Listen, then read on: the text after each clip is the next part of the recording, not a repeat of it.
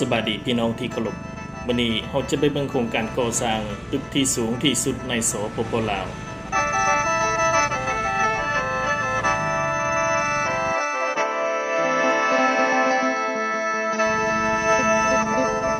ปัจจุบันตึกที่สูงที่สุดในสปป.ลาวมีชื่อว่า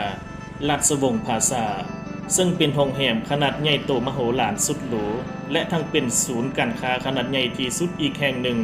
ซึ่งจะเป็นสีสันใหม่ให้แก่นครหลวงเวียงจันทน์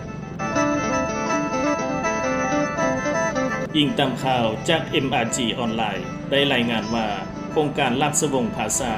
ประกอบด้วยความสูงทั้งหมดอยู่ที่138 เมตร 33 ซันมีมูลค่าหลายกว่า$300 ล้านสหรัฐรวมมีพื้นที่ทั้งหมด 150,000 ตารางเมตร